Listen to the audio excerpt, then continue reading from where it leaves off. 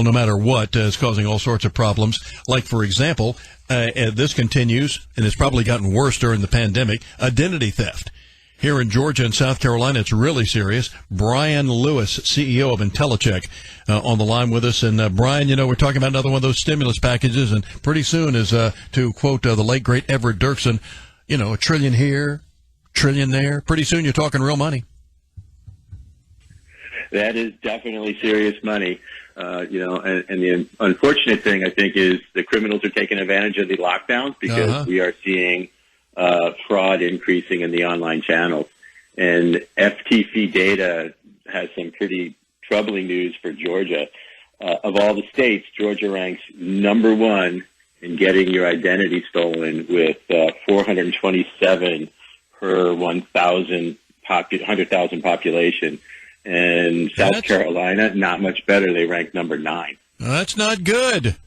What can we do to avoid that? Well, I'd say the number one thing is the new trend that we're seeing in theft is account takeover, where the crooks get enough information to take over your bank and your checking accounts. Studies show anywhere between 72 and 347% increase in that since last year. And, some of the things we can do to protect ourselves is to make sure you're keeping your information as much as you can safe. And treat your home like you would an office where you're required to change your password every 30 to 60 days. Remember that your bank or the government or your healthcare provider is never going to call you up or email you asking for your personal information. Mm-hmm.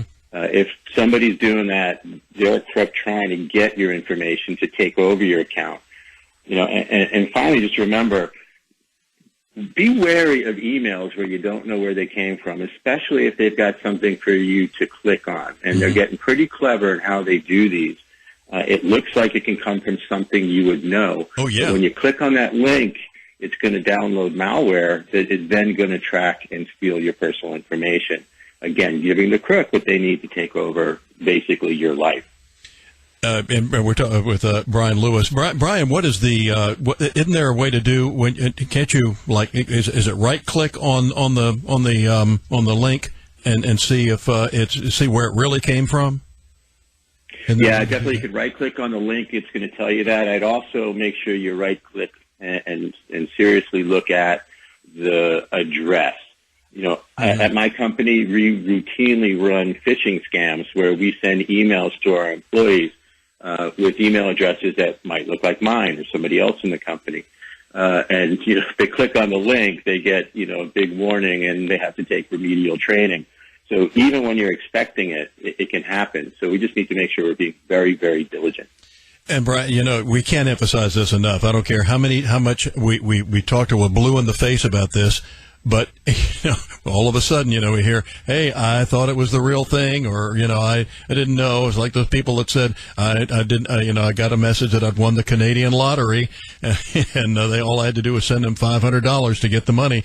And your next question is, and when did you play the Canadian lottery? And you get to evaluate that blank stare. Yeah. And people, and you get careless and you don't think, but this has real money attached to it. The cost to consumers in 2019 was $3.5 billion. Joe. And the reason for that is, again, they have so much information. They come in and they are you for all intents and purposes. So it's very, very difficult to prove that you weren't the one who initiated this transaction or moved this amount of money out of your account or opened up this new credit card and charged, $10,000 worth of stuff. So we really, really have to be careful. And does things like LifeLock help?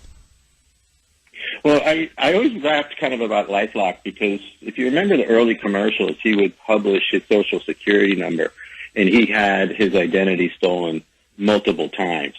And Social Security numbers now are cheaper to buy on the dark web than a credit card number, a stolen credit card number. Wow. So all these things help. Monitoring helps. Diligence is the number one thing. The only way to make sure that new credit isn't opened in your name is if you call up each of the credit bureaus and say, no credit checks, no new credit. And that's fine. It takes about 2 weeks until you say maybe lose your telephone, your mobile phone, and you need a new one. Well, they run a credit check before you get a new one. So now you have to unlock everything. So it's a very cumbersome process. So I think, diligence, credit monitoring services are very, some are, basically free. And you can make sure you'll be notified if new accounts have been opened or accounts have been closed in near real time. So you can put a stop to it very quickly. All right, sir. Bryan, where do we go for more information? If you want to get information on how companies can stop this for their customers, you can certainly go to our website, Intellicheck.com. And then for just information about how your state fares and other things, certainly the FTC has a large section on identity theft and what consumers can do to help protect themselves. Okay. Bryan, thanks for what you do for us. Appreciate it. Always a pleasure. Come see us. Thanks. Have a great day. You too. Bye-bye. There you go, Bryan Lewis, the CEO of Intellicheck. And Georgia's number one. Got to be number one in something, I guess. Georgia's number one in identity.